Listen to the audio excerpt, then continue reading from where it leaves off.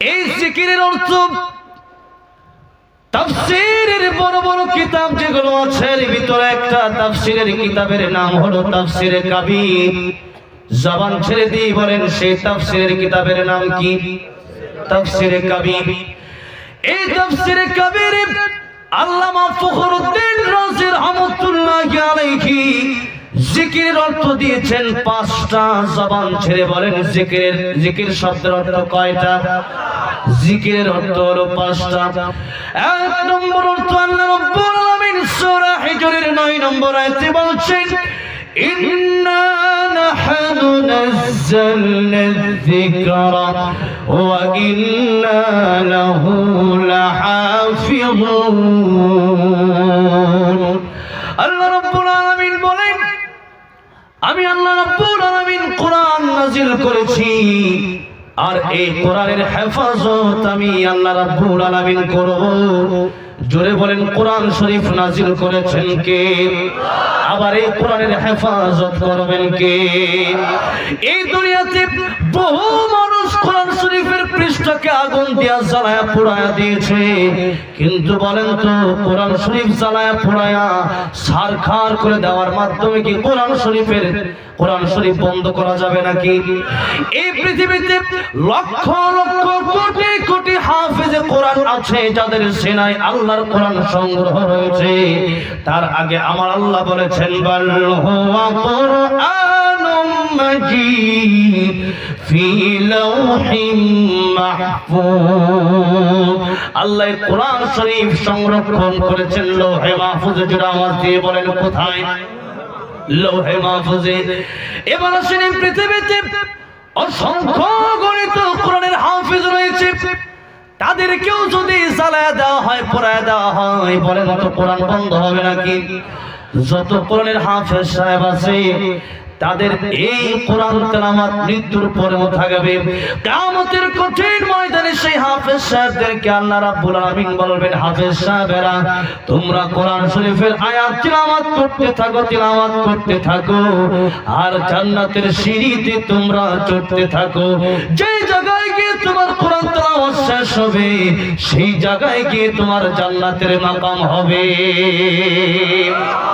আমার ভাইরা, আমার বন্ধুগণ, আমার মুরব্বী বাবাজিরা, এই কোরআন শরীফ মানুষের দেহ পড়া দিলেও বন্ধ করা যাবে না। অনেক হিন্দুদের নিয়ম হলো তারা তাদের মা বাবা মারা গেলে পরে লাশ আগুনে পোড়ায় দেয়। কথা বলেন ঠিক কিনা? নাস্তাঈনুহু ওয়া নাস্তাগফিরুহু ওয়া নু'মিনু বিহি ওয়া নাতাওয়াক্কালু আলাইহি ওয়া নাউযু বিল্লাহি মিন শুরুরি আনফুসিনা ওয়া মিন সাইয়্যাতি আ'মালিনা। من يهده الله فلا مضل له ومن يضلله فلا هادي له ونشهد أن لا إله إلا الله وحده لا شريك له ونشهد أن سيدنا وسندنا وحبيبنا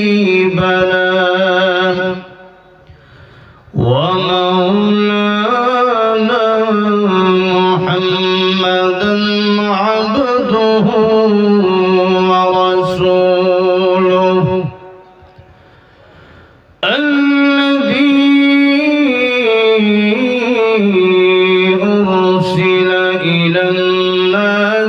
كافة بشيرا ونذيرا وداعيا إلى الله بإذنه وسراجا منيرا.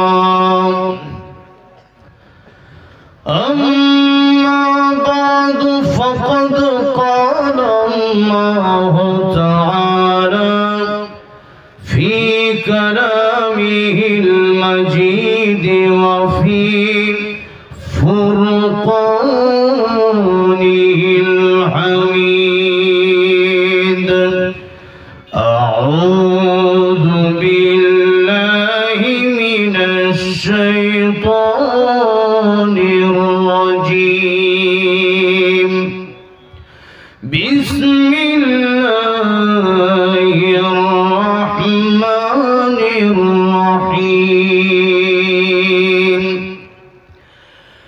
فاذكروني أذكركم واشكروا لي ولا تكفرون.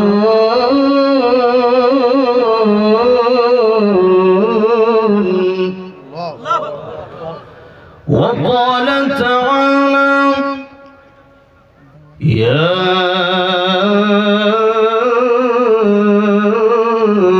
أيها الذين آمنوا اذكروا الله ذكرا كثيرا وسبحوه بكرة وأصيلا. هو الذي يصلي عليكم وملائكته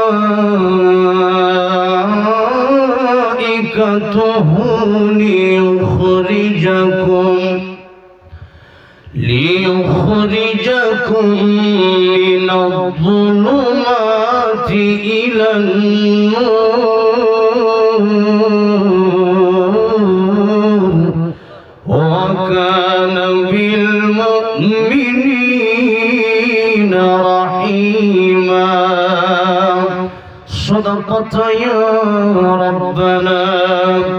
قال النبي صلى الله عليه وسلم اغتنم خمسا قبل خمس شبابك قبل هرمك وصحتك قبل سقمك وغناك قبل فقرك وفراغك قبل شغلك وحياتك قبل موتك. وقال تعالى في شان حبيبه ومحبوبه ومعشوقه مخبرا وآمرا إن الله وملائكته يصلون على النبي يا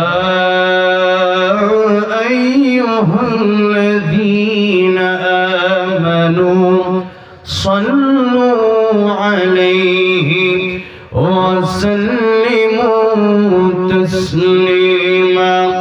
اللهم صل على زبان ছেড়ে দিন নবীর প্রেমে মাতোয়ারা হয়ে সকলে দরুদ ইব্রাহিম পড়েন। اللهم صل على محمد وعلى آل محمد كما صليت على إبراهيم وعلى آل إبراهيم إنك حميد مجيد. اللهم بارك على محمد وعلى آل محمد كما باركت على إبراهيم وعلى آل إبراهيم إنك حميد مجيد. হাজার ব্যথা বেদনার পরে ফিরে আসুনি তুমি আপন ঘরে, দিনের আলো তুমি ছড়িয়ে দিতে চলে গেলে মদিনায় মক্কা ছেড়ে। হে রাসূল তোমাকে ভুলি আমি কেমন করে, হে রাসূল তোমাকে ভুলি আমি কেমন করে। খেয়ে না খেয়ে দিন প্রচারের কাজে নিজেকে দিয়েছ বিলিয়ে, তাইফের কাফেরেরা চিনল না এ আলো দুষ্ট ছেলেদের পিছু দিল লিলি পাথরের আঘাতে ক্ষত বিক্ষত হয়ে সারা শরীর থেকে রক্ত ঝরে হে রাসূল তোমাকে ভুলি আমি কেমন করে হেরার গুহায় তোমারি ধ্যান আসমান থেকে নামে আল কোরআন হেরার গুহায় তোমারি ধ্যান আসমান থেকে নামে আল কোরআন ভাঙলো সবার ভুল তোমারি পরে আসলো কোরআনের ছায়া তলে খালিদ ওমর আলী আবু বকর ইসলামী ঝান্ডা নিল যে তুলে আর আমিন তুমি ছিলে চিরদিন সকল মানুষের তরে হে রাসূল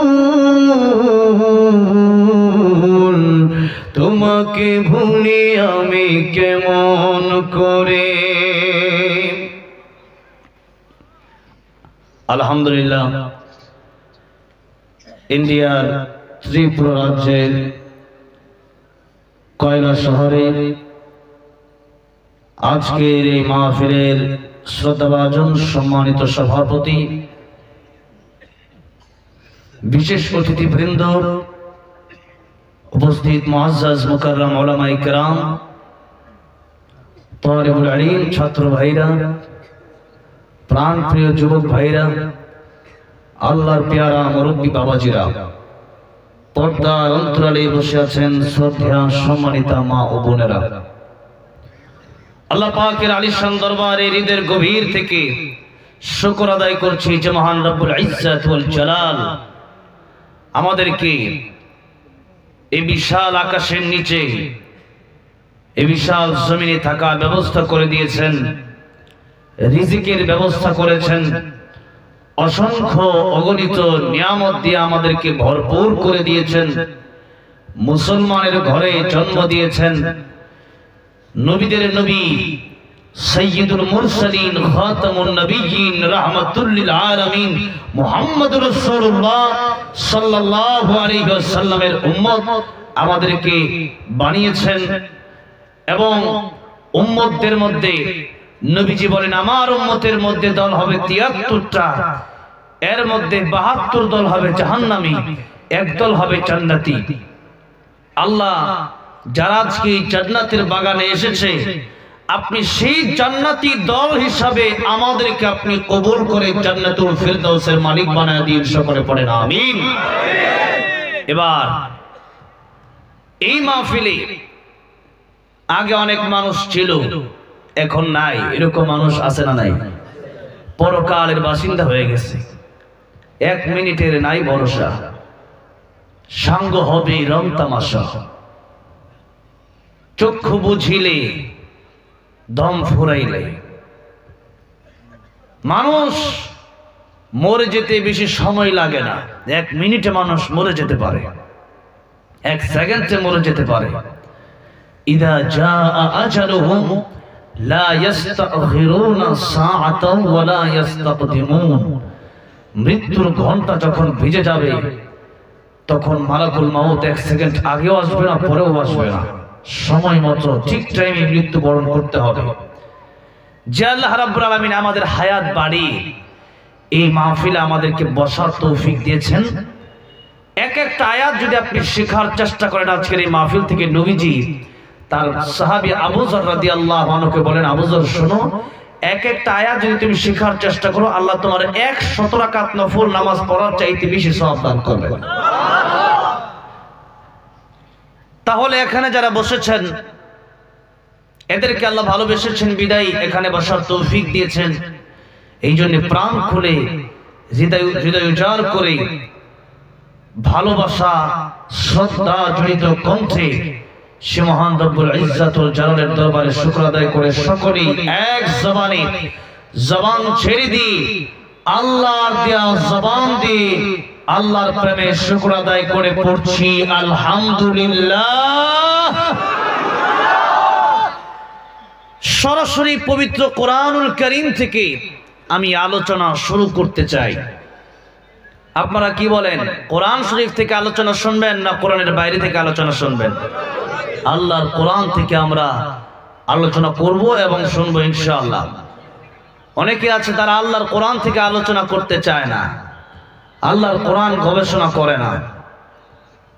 এই জন্যে আল্লাহর কোরআন থেকে আলোচনা করতে হবে। কোরআনের বাইরের আলোচনার মাধ্যমে মানুষের হেদায়েত আসতে পারে না, আল্লাহর কোরআনের আলোচনার মাধ্যমেই মানুষের হেদায়েত আসতে পারে।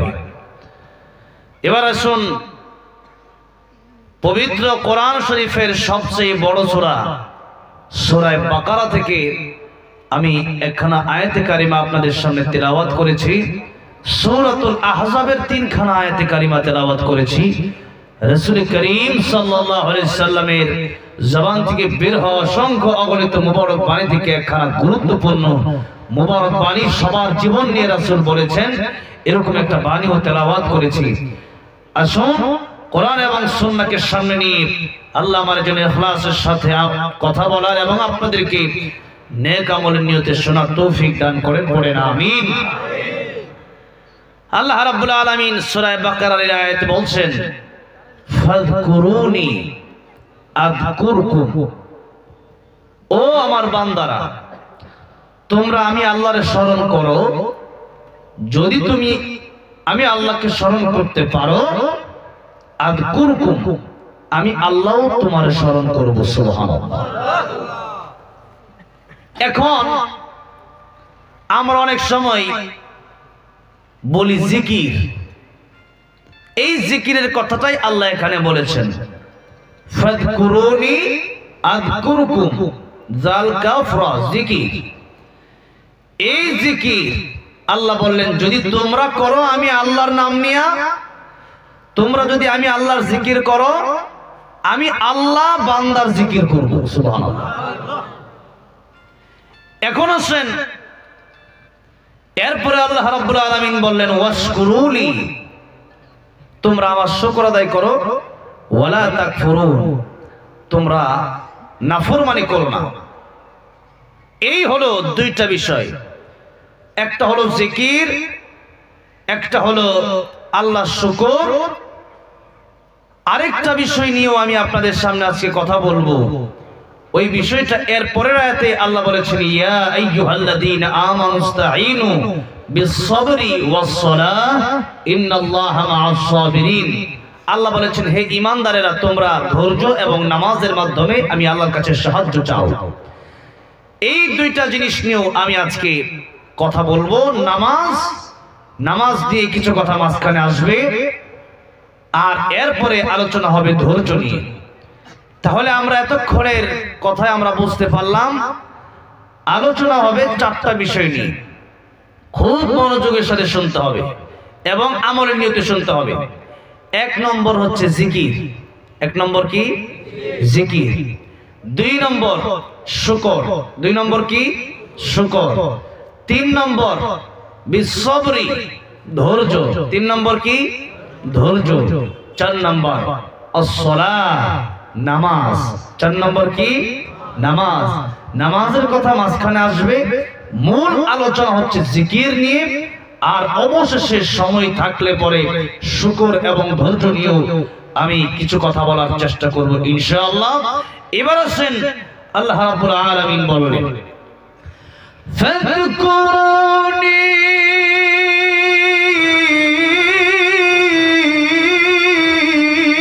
আযকুরকুম ওয়াশকুরুলি ওয়ালা তাকফুরুন।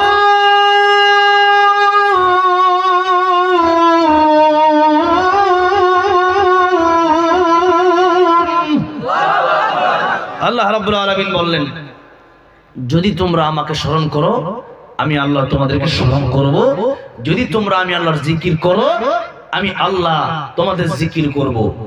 এখন আমরা মনে করি সুবহানাল্লাহ, আলহামদুলিল্লাহ, লা ইলাহা ইল্লাল্লাহ এগুলোই মনে হয় জিকির, আর মনে হয় জিকির না, আর জিকির মনে হয় নাই। আবার অনেক জায়গায়, আমি তো ইন্ডিয়ার অবস্থা জানি না, আমাদের বাংলাদেশে অনেক জায়গায় এমনও জিকির আছে যে জিকিরের কোনো আগামাতা নাই, হু হা শব্দ কইরা এমন জিকির করে, আল্লাহর নাম নাই, হু হু কোনো জিকির আছে নাকি?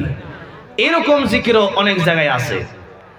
এরপরে অনেক জায়গায় জিকির আছে কুহু কুহু, অনেক জায়গায় জিকির আছে হু হু হু। এরকম বিভিন্ন ধরনের জিকির বিভিন্ন মানুষ দিয়ে দিছে। আর পীর সাহেব যে জিকির দিছে, মুরিদরা ওই জিকির নিয়ে ব্যস্ত, আল্লাহর নাম জানে না, নামাজের খবর নাই, আসলে জিকির কারে ওইটা বোঝে না। এই জন্য জিকির কাকে বলে, কত প্রকার এবং কি কি, এটা আমাদের জেনে বুঝে এরপরে আজকে বাড়িতে যেতে হবে, ঠিক কিনা বলেন? এবার শুন, এই জিকিরের অর্থ তাফসীরের বড় বড় কিতাব যেগুলো আছে, এর ভিতরে একটা তাফসীরের কিতাবের নাম হলো তাফসীরে কাবীর। জবান ছেড়ে দিয়ে বলেন সেই তাফসীরের কিতাবের নাম কি? তাফসীরে কাবীর। এই তাফসীরে কাবীরে আল্লামা ফখরুদ্দীন রাজি রাহমাতুল্লাহি আলাইহি জিকিরের অর্থ দিয়েছেন পাঁচটা। জবান ছেড়ে বলেন জিকির শব্দের অর্থ কয়টা? জিকিরের অর্থ হলো পাঁচটা। এক নম্বর অর্থ আল্লাহ রাব্বুল আলামিন সূরা হিজরের 9 নম্বর আয়াতে বলছেন, ইন্না নাহনু নাযালনা যিকরা ওয়া ইন্না লাহু লাহাফিযুন। আল্লাহ রাব্বুল আলামিন বলেন, আমি আল্লাহ রাব্বুল আলামিন কোরআন নাযিল করেছি, আর এই কোরআনের হেফাজত আমি আল্লাহ রাব্বুল আলামিন করব। জোরে বলেন কোরআন শরীফ নাযিল করেছেন কে? আবার এই কোরআনের হেফাজত করবেন কে? এই দুনিয়াতে বহু মানুষ কোরআন শরীফের পৃষ্ঠাকে আগুন দিয়া জ্বালায়া পোড়ায়া দিয়েছে, কিন্তু বলেন তো কোরআন শরীফ জ্বালায়া পোড়ায়া ছারখার করে দেওয়ার মাধ্যমে কি কোরআন শরীফ বন্ধ করা যাবে নাকি? এই পৃথিবীতে লক্ষ লক্ষ কোটি কোটি হাফেজে কোরআন আছে, যাদের সিনায় আল্লাহর কোরআন সংগ্রহ রয়েছে। তার আগে আমার আল্লাহ বলেছেন, বাল হুয়া কুরআনুম মাজিদ ফি লাওহিম মাহফুজ। আল্লাহ কোরআন শরীফ সংরক্ষণ করেছেন লৌহে মাহফুজে। জোরে আওয়াজ দিয়ে বলেন কোথায়? লৌহে মাহফুজে। এবার আসেন, পৃথিবীতে অসংখ্য গণিত কোরআনের হাফেজ রয়েছে, তাদেরকেও যদি জ্বালায়া দেওয়া হয়, পোড়ায়া দেওয়া হয়, বলেন তো কোরআন বন্ধ হবে নাকি? যত কোরআনের হাফেজ সাহেব আছে তাদের এই কোরআন তেলাওয়াত মৃত্যুর পরেও থাকবে। কিয়ামতের কঠিন ময়দানে সেই হাফেজ সাহেবদেরকে আল্লাহ রাব্বুল আলামিন বলবেন, হাফেজ সাহেবেরা তোমরা কোরআন শরীফের আয়াত তেলাওয়াত করতে থাকো, আর জান্নাতের সিঁড়িতে তোমরা চড়তে থাকো। যে জায়গায় গিয়ে তোমার কোরআন তেলাওয়াত শেষ হবে, সেই জায়গায় গিয়ে তোমার জান্নাতের মাকাম হবে। আমার ভাইরা, আমার বন্ধুগণ, আমার মুরব্বী বাবাজিরা, এই কোরআন শরীফ মানুষের দেহ পড়া দিলেও বন্ধ করা যাবে না। অনেক হিন্দুদের নিয়ম হলো তারা তাদের মা বাবা মারা গেলে পরে লাশ আগুনে পোড়ায় দেয়। কথা বলেন ঠিক কিনা? লাশ আগুনে পোড়ায় দিলে পরে এই লাশটা হয়তো দেখতেছেন পড়ে যায়, কিন্তু একটা কথা ভালো করে মনে রাখবেন, মায়ের পেটের ভিতরে আল্লাহ রাব্বুল আলামিন ফেরেশতা নিযুক্ত করে দেন। আল্লাহ রাব্বুল আলামিন নাপাক পানি থেকে গোশত, এরপরে হাড্ডি, এরপরে মানুষের আকৃতি দেন, এরপরে রূহ দেন। আল্লাহর কাছে ফেরেশতারা জিজ্ঞাসা করে, আল্লাহ তাআলা এই যে মায়ের পেটের ভিতরে নাপাক পানি আসলো, এটা রাখবো না, নষ্ট করে দেব? আর যদি রাখি তাহলে কি চক্ষু থাকবে না চক্ষু বন্ধ থাকবে। এরকম অনেক লোকের দেখবেন চক্ষু নাই, অনেক লোকের দেখবেন হাত নাই, অনেক লোকের পা নাই। এটা আমার আল্লাহর নির্দেশ। এখন আমার আল্লাহ রাব্বুল আলামিন ফেরেশতাদেরকে বলে, ও ফেরেশতারা, তাদের দেহ সুন্দর করে বানায় দাও, কিন্তু শোনো, এই মানুষটাকে যখন বানাবা তার নাভির সাথে একটা মাটি ফিট করবা, ওই জায়গার মাটি যেই জায়গায় তার মরার পরে তার দাফন হবে। তাহলে আমাদের জীবন নিশ্চিত হওয়ার আগে নিশ্চিত হয়েছে আমাদের মরণ। আগে কি নিশ্চিত হয়েছে? এই জন্য লাশ পড়লে পরে গোটা লাশ পড়ে যায়, কিন্তু নাভি পড়ে না। সাগরের তলদেশে মানুষ ডুবে গেলে পড়ে, মানুষ পচে গলে যায়, কিন্তু মানুষের নাভিটা পচে যায় না। বাঘে অনেক সময় মানুষকে ফেলে, সাপে অনেক সময় মানুষকে ফেলে। সাপে পুরো দেহটা হজম করতে পারলেও, বাঘ মানুষের দেহ হজম করতে পারলেও নাভিটা হজম করতে পারে না। এই নাভি যেই জায়গায় গিয়ে থামবে, যেই মাটির সাথে গিয়ে লাগবে, ওই মাটি থেকেই তার জন্য মাটি আনা হয়েছিল তার দেহ গঠনের জন্য। আমার ভাইরা, আমার মুরব্বি বাবাজিরা, এই তো একটা দেহ, এই দেহ খাবে পোকের সম্পদ, খাবে লোকে, এগুলো আসল না। আসল হলো আমাদের ভিতরের ইঞ্জিন, আসল হলো আমাদের ভিতরের কলব, আসল হলো আমাদের ভিতরের রূহ। ঠিক কিনা? কিয়ামতের কঠিন ময়দানে আল্লাহ রাব্বুল আলামিন বলেন, ইয়াউমা লা ইয়ানফাউ মালুন ওয়ালা বানুন ইল্লা মান আতাল্লাহা বিকলবিন সালিম। বান্দারে, তোমার মাল, তোমার সম্পদ, তোমার সন্তানাদি কোনো কিছু আমার কাছে কাজে আসবে না। কাজে আসবে তোমার সুন্দর একটা কলম, তোমার পছন্দ মনটাই আমি আল্লাহর কাছে কিয়ামতের ময়দানে কাজে আসবে। এই জন্য মনটা ভালো হওয়া দরকার। আত্মা যদি ভালো না হয়, এই দেহ দিয়া কোনো লাভ নাই। দেহ পুরাই দেওয়া যায়, কিন্তু যখন জান কবজ করে তখন সে হয়তো ইল্লিন যায়, নয়তো সিজ্জিনে চলে যায়। এই জন্য এই রূহের ভিতরে আল্লাহ কোরআন শরীফ সংরক্ষণ করে রাখেন।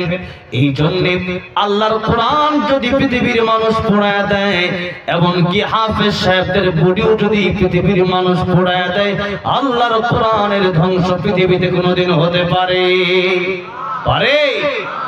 এই জন্য আমাদের বাংলাদেশের একজন হিন্দু শিল্পী, তার নাম নকুল কুমার বিশ্বাস, সে গান লেখছে, যদি আগুন লেগে, যদি আগুন লেগে ধ্বংস হয়ে যায়, ধ্বংস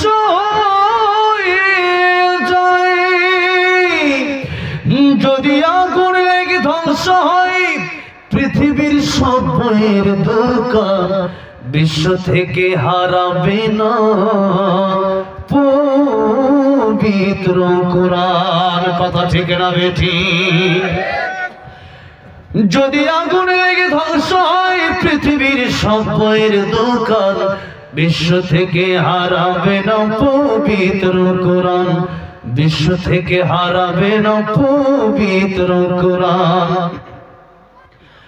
করবে কেমন করে কোরআন ধ্বংস আগুনের তেজ, করবে কেমন করে কোরআন ধ্বংস আগুনের তেজ। আছে বিশ্ব বড় গণিত কোরআনে হাফেজ, তারা আবার ছাপি আসমানি গ্রন্থ, তারা আবার ছাপি আসমানি গ্রন্থ, বাজাবে যাবে কোরআনের সম্মান, বিশ্ব থেকে হারাবে না পবিত্র কোরআন, বিশ্ব থেকে হারাবে না পবিত্র কোরআন। কথা বলেন ঠিক না রে ঠিক? আমার ভাইরা, আমার মুরব্বী ওয়াজিরাম, তাহলে আল্লাহ রাব্বুল আলামিন বলেন এই কোরআন আমি আল্লাহ নাযিল করেছি, হেফাজত করব আমি আল্লাহ। এবার আসেন ব্যাখ্যার রূপে আমি আপনাদেরকে আলোচনা শোনাচ্ছি। আল্লাহ রাব্বুল আলামিন যে বললেন সূরা হিজরের 9 নম্বর আয়াত, ইন্না নাহনু নাযালনা যিকরা ওয়া ইন্না লাহু লাহাফিজুন। আমি আল্লাহ কোরআন নাযিল করেছি, হেফাজত করব আমি আল্লাহ। এই আয়াতের ভিতরে যারা আলেম আছেন তারা বুঝবেন কোরআন শব্দ আছে নাকি? বলেন, কোরআন শব্দ আছে? কোরআন শব্দ নাই, এজন্য বুঝতে হবে। আলোচনা কি করতে হবে? বুঝতে হবে। এই জায়গার ভিতরে সূরা হিজরের 9 নম্বর আয়াতের ভিতরে ইন্না নাহনু নাযালনা যিকরা, এই জিকির শব্দ, এখানে কোরআন শব্দ নাই। এই জিকির শব্দের তরজমা উঠানো হয়েছে, জিকির শব্দের অর্থ উঠানো হয়েছে কোরআন দিয়া। তাহলে এই জায়গার ভিতরে আল্লাহ ডাইরেক্ট কোরআন বললেন না, আল্লাহ রাব্বুল আলামিন বললেন এই জিকির আমি আল্লাহ নাযিল করেছি আর হেফাজত করব আমি আল্লাহ। কিন্তু যখন উলামায়ে কেরামের তাফসীর করে, উলামায়ে কেরাম যখন এর ব্যাখ্যা করে, তখন বলে এই কোরআন আমি আল্লাহ নাযিল করেছি, হেফাজত করব আমি আল্লাহ। কোরআন শব্দ এই জায়গায় নাই, বরং এই জায়গায় শব্দ আসছে জিকির। বলেন শব্দ কি আসছে? জিকির। তাহলে এই জিকির শব্দের এক নম্বর ব্যাখ্যা আল্লাহ রাব্বুল আলামিন নিজেই বললেন ইন্না নাহনু নাযালনা যিকরা, আমি আল্লাহ জিকির নাযিল করেছি। জিকির আল্লাহ নাযিল করেছেন অর্থাৎ আল্লাহ কোরআন নাযিল করেছেন। তাহলে জিকিরের এক নম্বর অর্থ হলো আল্লাহর কোরআন। জিকিরের এক নম্বর অর্থ কি বলেন? জোরে বলেন, এক নম্বর অর্থ কি? আল্লাহর কোরআন। এখন এই কোরআন পৃথিবীর শ্রেষ্ঠ জিকির।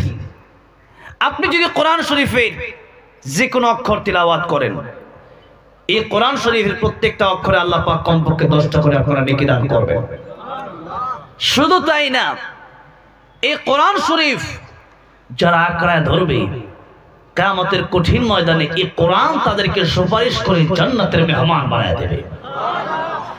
আল্লাহর নবী বিশ্ব নবী রাহমাতুল লিল আলামিন বলেন, ও আমার সাহাবীরা, প্রতি রাতে সূরা মুলক যখন তোমরা তিলাওয়াত করবা, এশার নামাজের পরে ঘুমের আগে আল্লাহর কোরআনের সূরা মুলক যারা তিলাওয়াত করবে কিয়ামতের কঠিন ময়দানে, এই সূরা মুলক আল্লাহ রাব্বুল আলামিনের দরবারে ফরিয়াদ করবেন, আল্লাহ তাআলা এই ব্যক্তি গুনাহগার ঠিক আছে, কিন্তু আমি কোরআন, আমি সূরা মুলককে প্রতি রাতে সে তিলাওয়াত করত, আল্লাহ তাআলা এই ব্যক্তি জাহান্নামে যাবে, আমি কোরআন এটা বরদাস্ত করতে পারবো না।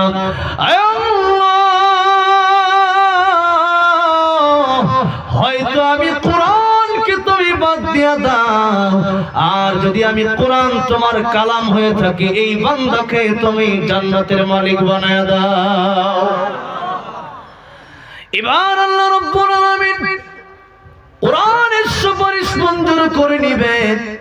আমাদের মতো গুনাহগারের জন্য আল্লাহ রাব্বুল আলামিন কোরআন বাদ দিয়ে দিবেন নাকি? বলে আমাদের মতো গুনাহগারের জন্য আল্লাহ রাব্বুল আলামিন কোরআন বাদ দিয়ে দিবেন না।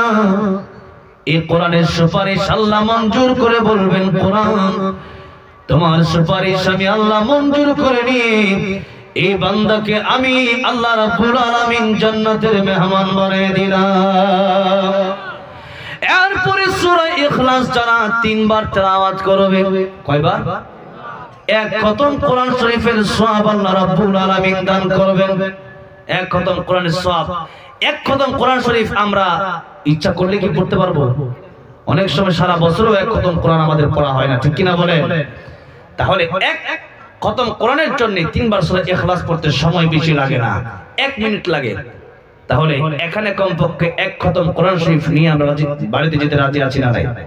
সবাই পড়েন বিসমিল্লাহির রহমানির রহিম قل هو الله أحد الله الصمد لم يلد ولم يولد ولم يكن له كفوا أحد দশ পড়া হয়েছে আবার পড়েন বিসমিল্লাহির রহমানির রহিম قل هو الله أحد الله الصمد لم يلد ولم يولد ولم يكن له كفوا أحد বিশ পড়া আবার পড়েন বিসমিল্লাহির রহমানির রহিম قل هو الله أحد الله الصمد لم يلد ولم يولد ولم يكن له كفوا أحد যারা করে সূরা ইখলাস তেলাওয়াত করেছেন তিনবার আল্লাহ রাব্বুল আলামিন প্রত্যেককে এক খতম কোরআন শরীফের সওয়াব দান করে দিয়েছেন এক খতম কোরআন শরীফের সওয়াব আল্লাহ তাআলা দান করেছেন তাহলে এক নম্বরে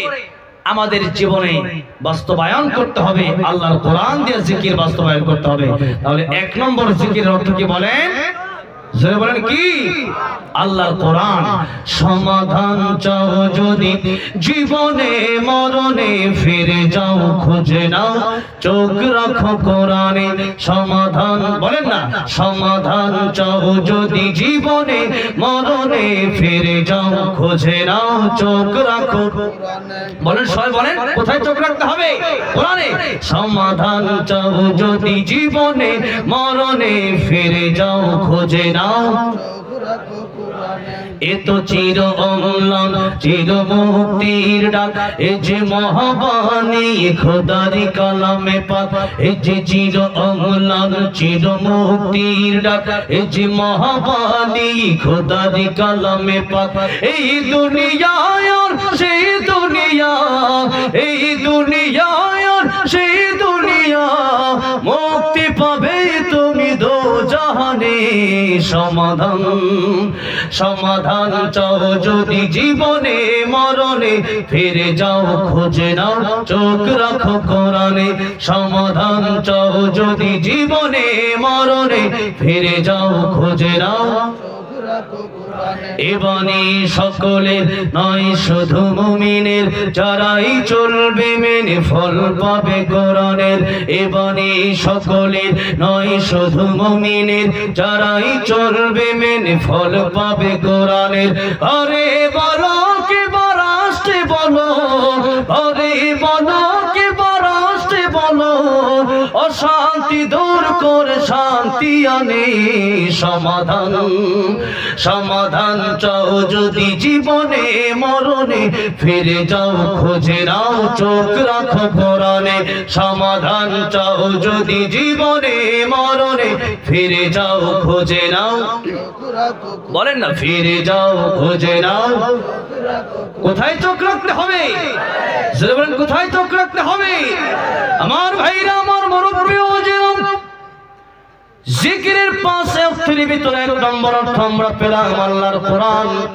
জোরে বলেন এক নম্বর অর্থের নাম কি এক নম্বর জিকিরের নাম কি এবার আসেন দুই নম্বর জিকির আল্লাহ রাব্বুল আলামিন বলেন ফাযাক্কির বিল কুরআনি মান ইয়াখাফু ঈদ সূরা কাফের শেষে আল্লাহ রাব্বুল আলামিন বলছেন ওগো নবীজি যারা পরকালকে ভয় করে আমি আল্লাহর কথা যারা মানে এদেরকে আপনি কোরআন দিয়ে আপনি উপদেশ দেন কি দিয়ে উপদেশ দিয়ে বলেছেন কোরআনের মাধ্যমে আপনি তাদেরকে উপদেশ প্রদান করেন তাহলে দেখেন এখানে আল্লাহ রাব্বুল আলামিন বললেন ফাযাক্কির বিল কুরআন ফাযাক্কির এখানে জিকির শব্দ এসেছে আবার বিল কুরআন ডাইরেক্ট কোরআন শব্দ আছে না নাই এখানে ডাইরেক্ট কোরআন শব্দ আল্লাহ পাক দিয়েছে এখন আসেন এখানে অর্থ হলো দুইটা এখানে কোরআনের অর্থ কোরআনই কিন্তু এখানে জিকিরের অর্থ কোরআন নয়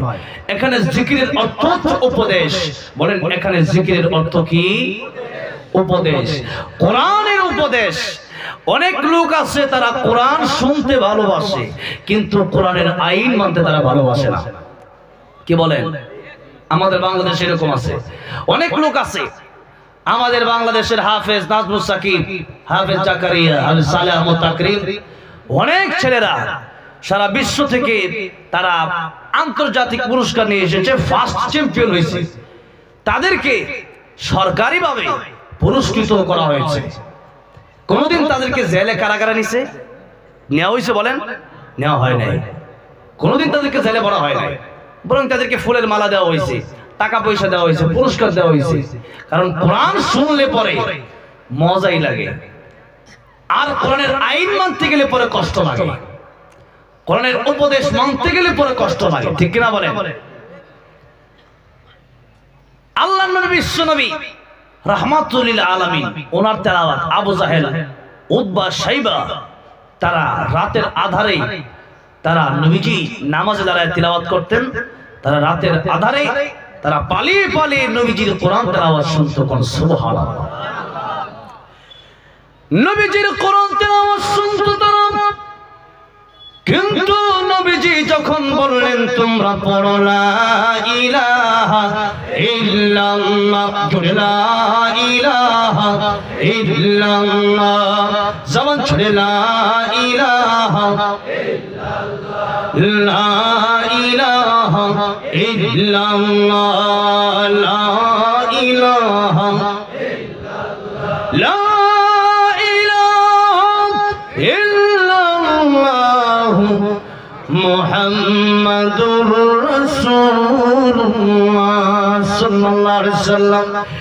এই কথা বলার সাথে সাথে আবু লাহাব হাতে পাথর নিয়ে দাঁড়ায় গেছে।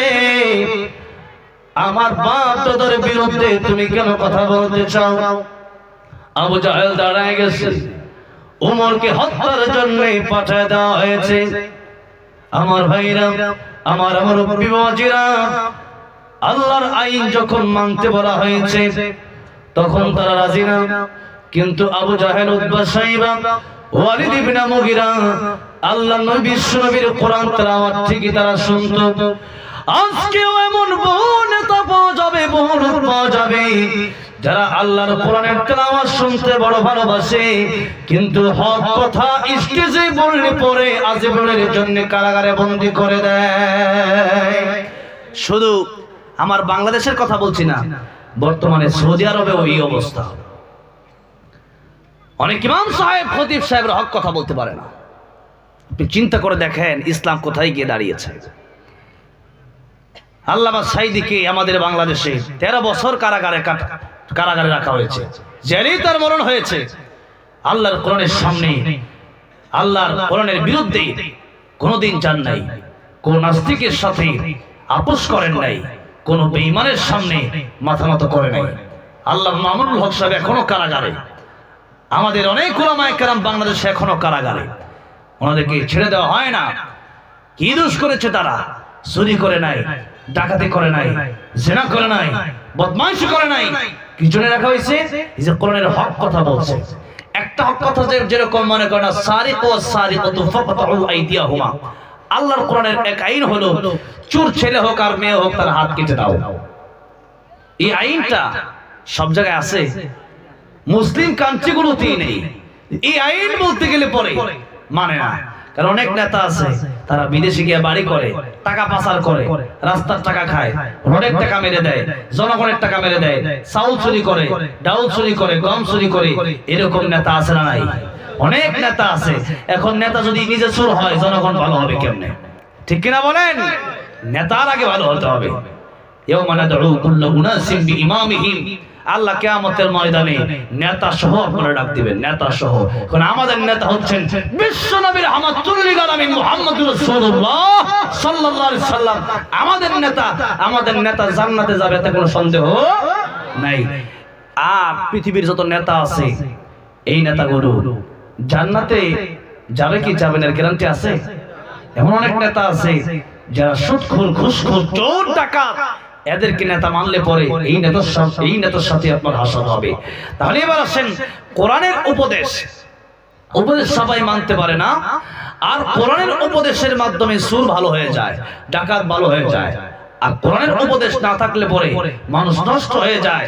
মানুষকে জেলে নিলে পরে মানুষ ভালো হয় না। অনেক সুর আছে আগে চোর ছিল, এখন জেলে নিয়ে যাওয়ার কারণে ডাকাত হয়েছে। কিন্তু এরকম বহু দৃষ্টান্ত আছে যেই মানুষেরা আগে আল্লাহর কোরআনকে ভালোবাসতো না, কিন্তু কোরআন শোনার পরে, কোরআনের উপদেশ পাওয়ার পরে আল্লাহর ওলি হয়ে গেছে। বলেন সুবহানাল্লাহ। ফুজাইল ইবনে আয়াস রাহমাতুল্লাহি আলাইহি আল্লাহর বড় একজন ওলি, ডাকাতের সর্দার তিনি ছিলেন। কিসের সর্দার? ডাকাতের সর্দার। ডাকাতের সর্দার ফুজাইল ইবনে আয়াস প্রতি রাতে ডাকাতি করে। একদিন ডাকাতি করার সময় সবাইকে পাঠিয়ে দিল, যাও তোমরা ডাকাতি করো, আমি জঙ্গলের মাঝখানে বসে বসে আল্লাহর ইবাদত করব। কোন সুবহানাল্লাহ। ডাকাতরে পাঠাইছে ডাকাতি করার জন্য, কিন্তু সেও ডাকাত, কিন্তু চিন্তা করছে রাতের বেলায় কি করব, নামাজ পড়ি, তাহাজ্জুদে দাঁড়ায় গেছে। সুবহানাল্লাহ।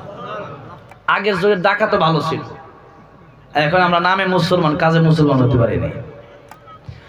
ফুজাইল ইবনে আয়াস রাহমাতুল্লাহি আলাইহি রাতের আঁধারে জঙ্গলের ভিতরে দাঁড়ায় গেলেন তাহাজ্জুদের নামাজে। একজন লোক মুসাফির রাস্তা দিয়ে হেঁটে যায়, এমনি তার চিন্তা হলো এই এলাকায় ফুজাইল ইবনে আয়াস রাহমাতুল্লাহি আলাইহি, ফুজাইল ইবনে আয়াস নামের ডাকাত যদি আমারে ধরতে পারে, টাকা পয়সা সব নিয়ে যাবে, না এই রাস্তা দিয়ে আমি যেতে পারবো না। জঙ্গলের ভিতরে টাকা দেখে কে যেন আল্লাহর গোলামি করে, আল্লাহর ইবাদত করে, তার সামনে গিয়ে এই সম্পদগুলো দিয়ে বললেন আপনার কাছে আমানত রাখেন। তিনি বললেন যাই নামাজের নিচে রেখে দাও। এই তার পাশেই সে রাতটা কাটায় দিল, কিন্তু সে বুঝতে পারলো না এটা ফুজাইল ইবনে আয়াস। গভীর রজনীতে, শেষ রজনীতে যখন ফুজাইল ইবনে আয়াসের কাছে ডাকাতের লোকেরা আসলো, ফুজাইল ইবনে আয়াসের কাছে যখন সম্পদগুলো জমা দিতে লাগলো, এমনি লোকটা তাকায় দেখে ফুজাইল ইবনে আয়াস তো ডাকাতের সরদার, তার কাছে আমার সম্পদ আমি জমা রাখলাম, শিয়ালের কাছে মুরগিটা আমি ভাগে দিয়ে দিলাম নিজের ইচ্ছায়। কাজটা কি করলাম? একবার চলে যাবি, আর একবার চিন্তা করে সম্পদগুলো চাওয়া যায় কিনা। ডাক দেয়া বলল আপনাকে তো আমি মনে করেছিলাম আল্লাহর ওলি, এখন দিকে আপনি সেই ডাকাতের সর্দার ফুজাইল ইবনে আয়াস, আপনি কি আমার মাল সম্পদগুলো ফিরিয়ে দেবেন? ডাক দেয়া বলল তোমার মাল সম্পদ আমি আমানত রেখেছি, এগুলো ডাকাতি করি নাই, নিয়ে যাও তোমার মাল সম্পদ। নিয়ে গেল। ডাকাতের লোকেরা বলল আমির সাহেব আপনি কাজটা করলেন কি? এই কাজ করলেন, আমরা কত কষ্ট করে মানুষকে ছুরি ধরে ডাকাতি করে সম্পদ নিয়ে আসি, আর আপনি সম্পদ পাইয়াও এই সম্পদ তারা দিয়ে দিলেন, ফিরিয়ে দিলেন। ফুজাইল ইবনে আয়াস রাহমাতুল্লাহি আলাইহি ডাক দেয়া বলছেন ডাকাতেরা শোনো, আমার পরনে ছিল নবীজির সুন্নতি লেবাস, আল্লাহর ওলির ভাব আমি ধরেছি, আসলে আমি আল্লাহর ওলি নই, আমি তো আসলে ডাকাতের লিডার। কিন্তু এই ব্যক্তিটা আমারে আল্লাহওয়ালা মনে করে এখানে এসেছে, আজকে যদি তার মাল আমি ফেরত না দিই, অদূর ভবিষ্যতে সে মনে করবে, যাদেরকে সুন্নতি লেবাস বানা দেখবে, দেখে মনে করবে ওই লোকটাও মনে হয় ডাকাতের সর্দার হতে পারে।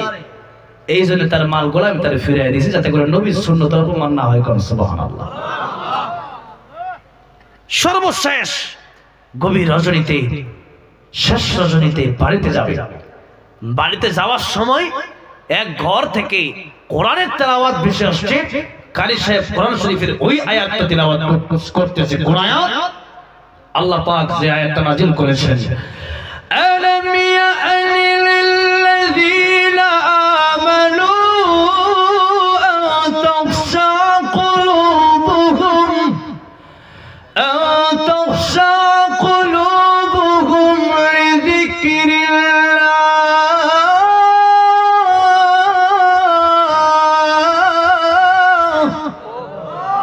এখনো কি সময় হয় নাই আল্লাহকে স্মরণ করা? এখনো কি সময় হয় না চুরি বাদ দেওয়ার? এখনো কি সময় হয় না ডাকাতি বাদ দেওয়ার? যে মুহূর্তে বলছে এমনি ফুজাইল ইবনে আয়াস বলতেছে এই কথাটা মনে হয় আমারে বলতেছে, কিন্তু কারি সাহেব কোরআন শরীফ তিলাওয়াত করতেছে, ওই আয়াত তো বাস্তবই আছে, কিন্তু ডাকাতের সর্দার ফুজাইল ইবনে আয়াস মনে করলেন এটা মনে হয় আমাকে বলতেছে। এমনি ফুজাইল ইবনে আয়াস রাহমাতুল্লাহ কারি সাহেবের দরওয়াজার সামনে গিয়ে কারাঘাত করলেন, নক করলেন, কারি সাহেব দরওয়াজা খুলে। কারি সাহেব বললেন কে? বলল আমি ফুজাইল ইবনে আয়াজ। কারি সাহেব চিন্তা করতেছে ফুজাইল ইবনে আয়াজও আসছে, তার সাথে মনে হয় আজরাইলও আসছে, কারণ ফুজাইল ইবনে আয়াজ তো মানুষ মারে, ডাকাতি করে, সে তো মনে আমার কাছে মেরেই ফেলবে। জোরে কোরআন শরীফ তেলাওয়াত করছে, এই জন্য লাল লাল চক্ষু নিয়ে যখন তার সামনে আসলো, বলল কারি সাহেব আপনি যে একটু আগে কোরআন শরীফের আয়াত তেলাওয়াত করেছেন, এই আয়াতটা আমার আবার পড়ে শোনান কর। সুবহানাল্লাহ। এবার ফুজাইল ইবনে আয়াজ রহমতুল্লাহি আলাইহি তিনি যখন বলছেন কারি সাহেব ভয় পাচ্ছেন, উনি বলতেছেন কারি সাহেব ভয় পাওয়ার কারণে নির্দ্বিধায় আপনি আল্লাহর এই আয়াতটা আমার আবার পড়ে শোনান কর। সুবহানাল্লাহ। কারি সাহেব আবার তেলাওয়াত শুরু করলো, আলাম ইয়া'নি লিল্লাযীনা আমানু আন তাখশা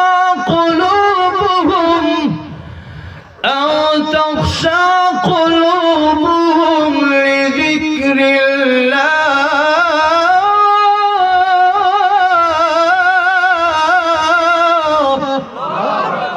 আবার যখন কোরআন শরীফ তেলাওয়াত করতেছে, কারি সাহেব তাকায় দেখতেছেন ফুজাইল ইবনে আয়াজ ডাকাতের সর্দারের চোখ দিয়ে অটোমেটিকলি পানি ঝর্ণার মতো পড়তেছে।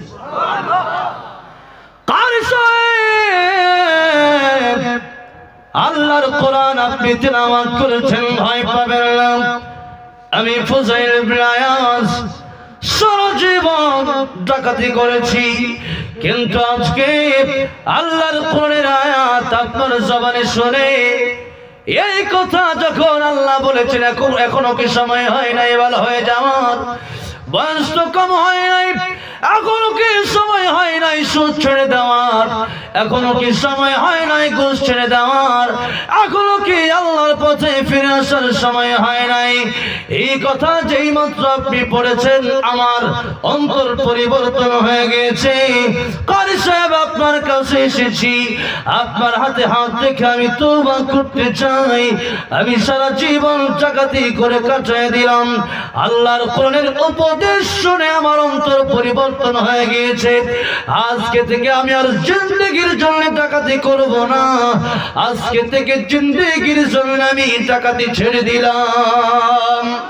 ফুজাইল ইবনে আয়াজ রাহমাতুল্লাহ আলাইহি আল্লাহর কোরআনের উপদেশ শুনে ডাকাত থেকে আল্লাহর ওলি হয়ে গেছে, বলেন সুবহানাল্লাহ। শুধু কি তাই, আমিরুল মুমিনিন খলিফাতুল মুসলিমিন ওমর রাদিয়াল্লাহু আনহু তিনি যার ব্যাপারে নবীজি বলেছেন আমার ব্যাপারে যদি আমার পরে যদি কেউ নবী হতো সেটা হয়ে যেত ওমর। কোন সুবহানাল্লাহ। আমার ভাইরা, আমার মুরব্বি বাবাজিরা, সেই ওমর রাদিয়াল্লাহু নবীকে মারতে গেছে, অল্প সময় বলতেছে এদিকে তাকান, নাইমের সাথে দেখা। নাইম বলে তোমার বোন কালিমা পড়ে মুসলমান হয়ে গেছে। ফাতিমার ঘরের সামনে গিয়ে ফাতিমার মারলো। একটু পরে আল্লাহর কোরআন ফাতিমা তেলাওয়াত করতেছিল, একটু আগে এটা জিজ্ঞাসা করলো ফাতিমা তুমি কি পড়তেছিলে? বলো আল্লাহর কোরআন। বলো কোরআন দাও, বলো পবিত্র হয়ে আসো। এরপর ওমর রাদিয়াল্লাহু আনহু আল্লাহর কোরআন তেলাওয়াত করে আল্লাহর কোরআনের তেলাওয়াতের মাধ্যমে সে কালিমা পড়ে মুসলমান হয়ে গেছে। আল্লাহর কোরআনের উপদেশের আসর তাহলে আছে না নাই? মনে করেন দুইটা গ্রুপ, একটা গ্রুপ হলো পুলিশের গ্রুপ, আর একটা গ্রুপ হলো তাবলীগ, দাওয়াতের তাবলীগের গ্রুপ। এখন দুইজন চুরি করছে, দুইজন ধরছে। একটা ধরছে পুলিশের লোকেরা, তারে ধরে পরে তারে জেলে দিছে, আর আরেকটা চোরে ধরছে দাওয়াতের তাবলীগের লোকেরা। তো এখন যারা দাওয়াতের তাবলীগের লোকেরা ধরছে বললো 3 চিল্লা 4 মাস চলো যাই। এখন মনে করেন আসাম, সে এই ত্রিপুরা থেকে আসাম গেল অথবা কলকাতা চলে গেল অনেক দূরের সফরে। আরেকজনকে পুলিশে যখন জেল দিল, এই জেল দেওয়ার পরে তারাও 4 মাস দিছে। এই চোর দেখা যায় অনেক সময় তারা মারছে বডি, এই জন্য সে না ভালো হয়ে উল্টা ডাকাত হয়েছে। কারণ রূপ কিন্তু বডিতে নয়, রূপ কিন্তু হচ্ছে আমাদের অন্তরে। রূপ কোথায় বলেন? রূপ হলো অন্তরে।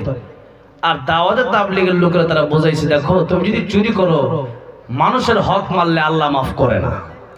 আল্লাহর হক আল্লাহ মাফ করে দিলেও মানুষের হক আল্লাহ মাফ করে না। সুতরাং তোমার কিয়ামতের ময়দানে হিসাব দেওয়া লাগবে, জবাব দেওয়া লাগবে। এই যে আল্লাহর কোরআনের উপদেশ পেয়েছে সে ভালো হয়ে চোর থেকে এখন আল্লাহর ওলি হয়ে গেছে, সুবহানাল্লাহ। আর যারা পুলিশে ধরছিল সে আবার ডাকাত হয়ে বের হয়ে, এরকম অনেক ইতিহাস রয়েছে।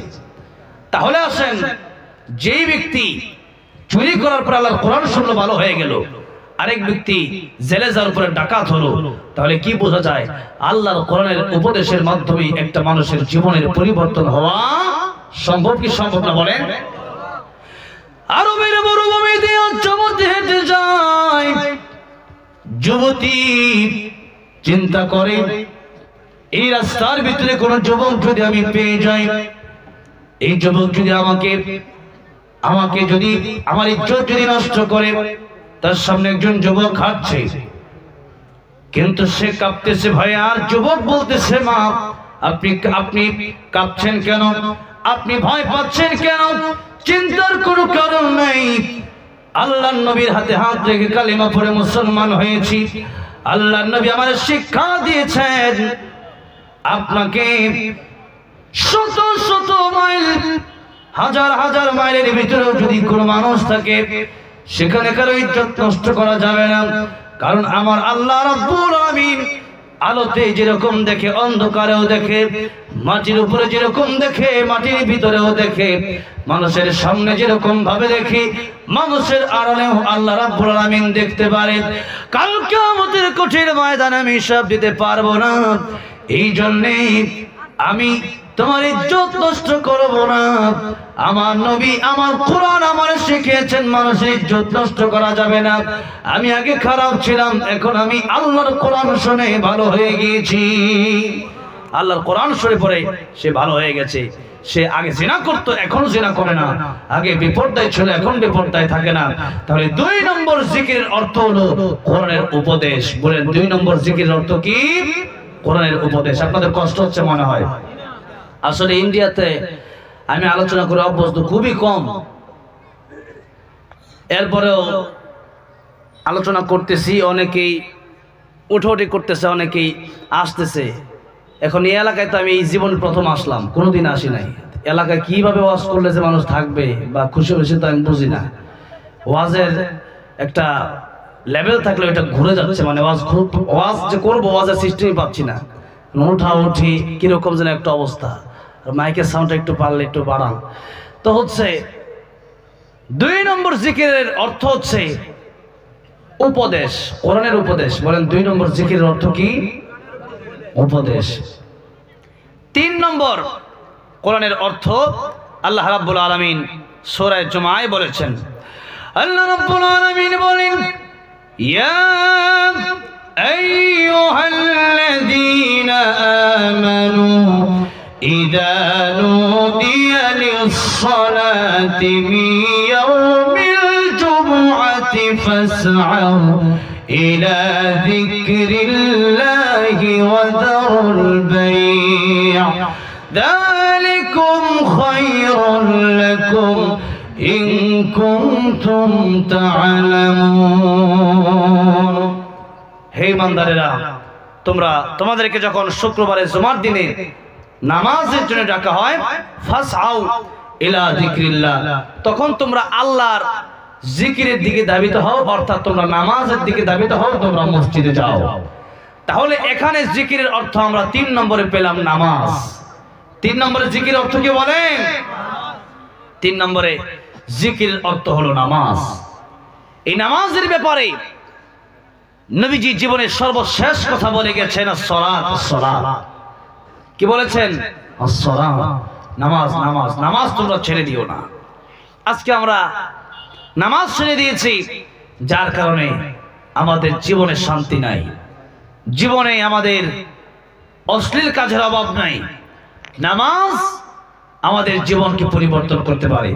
তাহলে 3 নম্বর জিকিরের অর্থ হলো নামাজ। বলেন 3 নম্বর জিকিরের অর্থ কি? নামাজ। এই নামাজের ব্যাপারে আল্লাহ রাব্বুল আলামিন কোরআন শরীফের ভিতরে বহু জায়গায় বলেছেন নামাজ কায়েম করার জন্য। এই নামাজ কায়েমের ব্যাপারে আল্লাহ তাআলা এত তাকিদ দিয়েছেন, কোন মানুষ যদি মুসলমান হয়, ঈমান আনে, সেই ব্যক্তি ঈমান আনার পরে প্রথম কাজটাই হলো তার নামাজ। প্রথম কাজটাই কি বলেন? নামাজ। ঈমান এনেছেন আপনি, জোহরের পরে আসরের আযান দিয়েছে আপনার জন্য, তখন প্রথম ফরজ কাজটাই হলো নামাজ। প্রথম ফরজ কাজ কি? নামাজ। এই নামাজের ব্যাপারে আমরা উদাসীন হয়ে গেছি। নামাজ অনেকেই পড়ি, অনেকেই পড়ি না। আর যারা নামাজ পড়ি তারাও খুশুর সাথে একাগ্র চিত্তের সাথে আমরা নামাজ পড়ি না। এই জন্য খুশুর সাথে নামাজ আদায় করতে হবে। নামাজের ভিতরে ধ্যান থাকতে হবে, খেয়াল থাকতে হবে। আর নামাজের ভিতরে কোরআন শরীফ সহি শুদ্ধ করে আমাদের তিলাওয়াত করতে হবে। আর নামাজের ভিতরে এমন ভাবে নামাজ পড়তে হবে আল্লাহ রাব্বুল আলামিন আমাদেরকে দেখতেছেন, আমিও আল্লাহরে দেখতেছি। আর যদি আপনি আল্লাহরে দেখতেও না পান, এতটুকু চিন্তা করতে হবে আল্লাহ রাব্বুল আলামিন ঠিকই কিন্তু আপনারা দেখতেছেন। আল্লাহ কিন্তু ঠিকই আপনারা দেখতেছেন। আপনার নামাজটা আপনি কিভাবে পড়তেছেন? নামাজ পড়তেছেন, নামাজের ভিতরে দোকানের হিসাব, বাড়ির হিসাব, গাড়ির হিসাব, সমস্ত হিসাব নামাজের ভিতরে করে ফেলেছেন। এই জন্য ইন্নাস সালাতা তানহা আনিল ফাহশাই ওয়াল মুনকার, নামাজ মানুষকে অশ্লীল কাজ থেকে বিরত রাখে। কিন্তু এই নামাজ আজকে আমাদেরকে অশ্লীল কাজ থেকে বিরত রাখে না। কেন রাখে না? আমরা আসলে প্রকৃত যে নামাজ, সেই নামাজ আমরা পড়তে পারছি না। ঠিক কি বলেন? তাহলে আল্লাহর কোরআনের এই জিকিরের মাধ্যমে আমরা বুঝলাম 3 নম্বরে জিকিরের অর্থ হলো নামাজ। বলেন 3 নম্বরে জিকিরের অর্থ কি? বলেন নামাজ। এবার আল্লাহ রাব্বুল আলামিন জিকিরের 4 নম্বর অর্থ বললেন। আল্লাহ রাব্বুল আলামিন বললেন জিকিরের 4 নম্বর অর্থ হলো আল্লাহর আইন। জোরে বলেন কি? আল্লাহর আইন। আল্লাহ রাব্বুল আলামিন বলেন ومن أعرض عن ذكري فإن له معيشة ضنكا ونحشره يوم القيامة أعمى।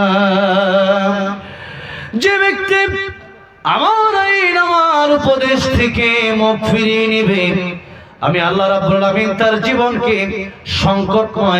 সংকটময় করে দেব, বড় সংকটময়। আর কিয়ামতের কঠিন ময়দানে আমি আল্লাহ রাব্বুল আলামিন তার অন্ধ বানায় ওঠাবো। যারা আল্লাহর আইন মানবে না, এখানে এই জিকির ওমান আলাদা আন যিকরি, এই জিকিরের অর্থ হলো আল্লাহর আইন, আল্লাহর বিধান। এই জিকির অর্থ কি বলেন? আল্লাহর আইন, আল্লাহর বিধান, আল্লাহর হুকুম। এই আল্লাহর হুকুম যারা মানবে না, আল্লাহ পাক বলছেন দুনিয়াতে তাদের জীবন হবে বড় সংকটময়। টাকার অভাব, খাবারের অভাব তাদের থাকবে। এই জন্য যদি আপনি চান আপনার রিজকে বরকত হোক, আপনি যদি চান আপনার টাকা পয়সায় বরকত হয়, আল্লাহর কোরআনের, আল্লাহর আইনের বাইরে আপনি যেতে পারবেন না।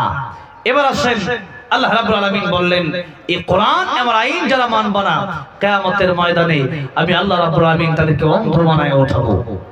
দুনিয়াতে চক্ষু দিছে, কোরআন দেখা নাই, কান দিছে শুনে নাই, কলব দিছে বুঝে নাই। আল্লাহ বলেন উলাইকা কাল আনআমি বাল হুম আদাল, তারা চতুষ্পদ জন্তুর চাইতে আরো বেশি নিকৃষ্ট। এই জন্য আল্লাহ রাব্বুল আলামিন কিয়ামতের ময়দানে চক্ষু রাখবেন, চক্ষু অন্ধ বানায়া পরে উঠাবেন কিয়ামতের ময়দানে। তাহলে আসেন 4 নম্বরে আমরা জিকিরের অর্থ পেলাম আল্লাহর আইন। 4 নম্বরে জিকিরের অর্থ কি পেলাম? বলেন আল্লাহর আইন। আল্লাহ রাব্বুল আলামিন আল্লাহর আইন আপনার জীবনে বাস্তবায়ন করবেন। কিভাবে বাস্তবায়ন করবেন? আল্লাহর আইন বলতে আপনি কি বুঝলেন? জীবনের শুরু থেকে নিয়ে শেষ পর্যন্ত, শেষ নিঃশ্বাস পর্যন্ত আল্লাহ শিখিয়ে দিলেন ইন্না সালাতি ওয়া নুসুকি ওয়া মাহইয়ায়া ওয়া মামাতি লিল্লাহি রাব্বিল আলামিন। ও নবীজি কুল, আপনি বলেন ইন্না সালাতি, নিশ্চয় আমার নামাজ, ওয়া নুসুকি আমার কুরবানি, আমার হায়াত, আমার মওত সব হবে আল্লাহ রাব্বুল আলামিনের জন্য। সব কার জন্য হবে? আল্লাহর জন্য হবে। আমার ভাইরা, আমার মুরব্বি বাবাজিরা, আজকে আমরা একবার আল্লাহর পক্ষে যাই, আরেকবার দুনিয়ার মানুষের তন্ত্রমন্ত্রের পক্ষে যাই। এই জন্য আমাদের থাকতে হবে একমাত্র আল্লাহর পক্ষে। যদি বলেন কার পক্ষে থাকতে হবে? আল্লাহর পক্ষে। আর আল্লাহ তাআলা বলছেন যদি আমার আইন, আমার বিধান তোমাদের কাছে ভালো না লাগে, আকাশ জমিন ছেড়ে তোমরা বের হয়ে তোমরা চলে যাও। আচ্ছা বলেন, আকাশ জমিন ছেড়ে বের হয়ে যাওয়ার মতো জায়গা কি আমাদের আছে? আল্লাহ পাক সূরা রহমানে বলছেন ইয়া মাশারাল জিন্নি ওয়াল ইনসি ইন ইসতাতাতুম আন তানফুযু মিন আকতারিস সামাওয়াতি ওয়াল আরদি ফানফুযু লা তানফুযুনা ইল্লা বিসুলতান ফাবিআইয়ি আলা'i রাব্বিকুমা তুকাযযিবান। আল্লাহ বলছেন মানুষেরা শোনো, যদি আমি আল্লাহর বিধান, আমি আল্লাহর আইন তোমাদের কাছে ভালো না লাগে, আমার আকাশ আমার জমিন ছেড়ে তোমরা বের হয়ে যাও। আপনাদেরকে জিজ্ঞাসা করতে চাই, আল্লাহর আইন যদি না মানি, আল্লাহর আকাশ জমিন ছেড়ে যদি আমরা বের হওয়ার চেষ্টা করি, বের হতে পারবো নাকি? আমেরিকা লন্ডনে গেলে কি আল্লাহর আকাশ জমিন বের হওয়া যাবে? হ্যাঁ, বের হতে পারবো না। আপনি মনে করলেন যে পৃথিবী ছেড়ে আমি চলে যাব, আমি চাঁদে যাব, আমি অন্য গ্রহতে যাব, বলেন তো ওই গ্রহগুলো কার? যেটা বলেন কার? তাহলে এই পৃথিবীতে যেই জায়গায় যাবেন না কেন, সব জায়গায় আমার আল্লাহ। বাপে মাঝে মধ্যে, মা মাঝে মধ্যে ধমক দেয়, ধমক দেয়া বলে বেয়াদব বাড়ি থেকে বের হয়ে যাও। আসলে বাবা কিন্তু বের হয়ে যাওয়ার জন্য বলে নাই, আল্লাহ কিন্তু আসলে বের হয়ে যাওয়ার জন্য বলে নাই। এখন বাপ মা রাগ করে বললে যখন সন্তান ক্ষমা চায়, বাবা মাফ করে দেয়। আল্লাহ তাআলা বললেন লা তানফুযুনা ইল্লা বিসুলতান, আমার এই আকাশ, আমার এই জমিন, আমার রাজত্ব থেকে তোমরা বের হতে পারবে না। সুতরাং তোমরা ফিরে আসো, ক্ষমা চাও, আমি আল্লাহ মাফ করে দিব। কোন সুবহানাল্লাহ। আল্লাহ হচ্ছেন দয়ার সাগর, আল্লাহ হচ্ছেন মায়ার সাগর। গুনাহ আপনি যতই করেন না কেন, আল্লাহ ক্ষমা করতে ভালোবাসেন। আমরা গুনাহ করতে ভালোবাসি, আল্লাহ কি করতে ভালোবাসেন? ক্ষমা করতে ভালোবাসেন। এবার আসেন, আল্লাহ রাব্বুল আলামিন বলেন আমার আইন তোমরা মেনে নাও, তাহলে জীবন মরণ সব হবে কার জন্য? আল্লাহর জন্য। 5 নম্বরে আল্লাহ রাব্বুল আলামিন বলছেন ইয়া আইয়ুহাল্লাযীনা আমানু যকুরুল্লাহা যিকরান কাসীরা ওয়া সাব্বিহুহু বুকরাতান ওয়া আসীলা। হে ঈমানদারেরা, তোমরা আমি আল্লাহ জিকির করো, বেশি বেশি জিকির করো, আর সকাল সন্ধ্যা সব সময় তোমরা আমি আল্লাহ জিকির করো। এই জিকির অর্থ হলো স্মরণ করা। যারা আল্লাহ জিকির করবে, আল্লাহ নিজে তাদের উপর রহমত নাজিল করবে, ফেরেশতারা তাদের জন্য মালায়েকাতু রহমতের দোয়া করবে। আল্লিয়ুখরিজাকুম মিনাজ যুলুমাতি ইলান নূর, যারা আল্লাহ জিকির বেশি বেশি করবে, আল্লাহ রাব্বুল আলামিন তাদেরকে দুনিয়াতে জাহান্নামের পথ থেকে বের করে, অন্ধকারের পথ থেকে বের করে তাদেরকে নূর আলোর পথে, সিরাতাল মুস্তাকিমের পথে, জান্নাতের পথে তাদেরকে নিয়ে জান্নাতের মেহমান বানায় দিবে। এই হলো 5 নম্বর জিকিরের অর্থ। এতক্ষণে আপনারা যারা আলোচনা শুনেছেন, এবার জিকিরের আলোচনার মাধ্যমে আপনারা যারা বুঝতে পেরেছেন জিকিরের প্রথম অর্থ কি বলেন? কোরআন। 2 নম্বর অর্থ কি বলেন? উপদেশ। 3 নম্বর অর্থ নামাজ। 4 নম্বর অর্থ আল্লাহর বিধান, আল্লাহর আইন। 5 নম্বর অর্থ আল্লাহ জিকির করা, আল্লাহ স্মরণ করা। এই হলো 5টা জিকির। এই 5টার ব্যাপারে তাফসীরে কবীরে আল্লামা ফখরুদ্দিন রাজি রাহমাতুল্লাহ আলাইহি তিনি লিখেছেন এই 5টা হলো জিকির। এখন আমরা মনে করি শুধু সুবহানাল্লাহ আলহামদুলিল্লাহ জিকির, এটা শুধু জিকির না। হ্যাঁ, এটা তো আছেই, এর বাইরেও যতগুলো জিকির বললাম, তার মানে এই জিকিরের মাধ্যমে আমরা বুঝতে পারলাম জীবনে যা করব সব হবে আল্লাহর জন্য। এটার নামই হচ্ছে জিকির। এটার নাম কি বলেন? এটার নাম হচ্ছে জিকির। এবার আসেন, আল্লাহ রাব্বুল আলামিন বললেন ওয়াশকুরুলি ওয়ালা তাকফুরুন, তোমরা শুকর আদায় করো, আমি আল্লাহর নাফরমানি তোমরা করো না। নবীজির 2 জন জামাতা ছিলেন, দেখেন। এরপর আল্লাহ পাক বলেছেন ইয়া আইয়ুহাল্লাযীনা আমানুস্তাঈনু বিস-সাবরি ওয়াস-সালাহ। এখন 2টা বিষয় বাকি আছে, একটা শুকর আর একটা হচ্ছে ধৈর্য। এই 2টা বিষয় নবীজির 2 জন জামাতাকে দিয়ে আমি আপনাদের সামনে দৃষ্টান্ত দিতে চাই। নবীজির 2 জন জামাতা, একজনের নাম হযরত আলী রাদিয়াল্লাহু আনহু, আরেকজনের নাম হযরত উসমান গনি রাদিয়াল্লাহু আনহু। আচ্ছা বলেন তো উসমান গনি রাদিয়াল্লাহু আনহু উনি কি ধনী না গরিব? ধনী কি সাধারণ ধনী না, ধনী উনি হলেন শিল্পপতি। কোন সুবহানাল্লাহ, শিল্পপতি। আর আরেক দিক দিয়া আলী রাদিয়াল্লাহু তার কিছু নাই, গরিব মানুষ। এরপরেও 3 দিন 4 দিন পর্যন্ত চুলায় আগুন ধরে না। এরপরেও ফাতেমা কোনোদিন বলে নাই যে ও স্বামী খাবার ব্যবস্থা করো না কেন, আমি তোমার প্রতি সন্তুষ্ট না, এই কথা কোনোদিন বলে নাই। সুবহানাল্লাহ বলেন। গরিব কিন্তু ধৈর্য ধারণ করেছেন হযরতে আলী। হাসান হোসেনের পেটনের সময় খাবার যেত না। জান্নাতের সর্দার হবে যারা, জান্নাতের সর্দারনি ফাতেমা, তিনি জান্নাতে যাবেন। দেখেন উনি বিশেষ করে 2টা কারণে জান্নাতের সর্দারনি হবেন। কয়টা?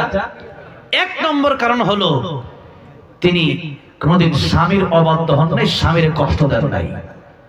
2 নম্বরে তিনি এমন পর্দায় করেছেন, তিনি স্বামীকে বলেছেন আমার মৃত্যুর পরে আমার কাফনের কাপড়ের উপর দিয়ে আরেকটা কাপড় দিবেন, যাতে করে মানুষ আমি ফাতিমা কতটুকু মোটা কতটুকু লম্বা এটা যেন দেখতে না পারে।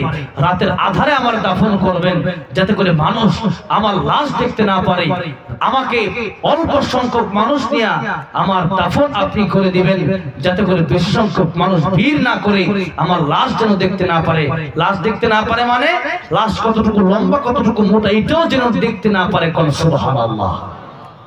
আল্লাহর নবী বিশ্ব নবী রাহমাতুল লিল আলামিন বললেন আমি জান্নাতে গিয়ে দেখে আসলাম, জান্নাতের ভিতরে যারা বেশি যাবে বেশিরভাগ গরিব মানুষেরাই জান্নাতের মালিক হবে। কোন সুবহানাল্লাহ। বেশিরভাগ গরিব মানুষেরাই জান্নাতের মালিক হবে। আর একদিক দিয়ে জাহান্নামে বেশিরভাগ নারীরাই জাহান্নামে যাবে, বেশিরভাগ নারীরাই জাহান্নামে যাবে 2টা কারণে।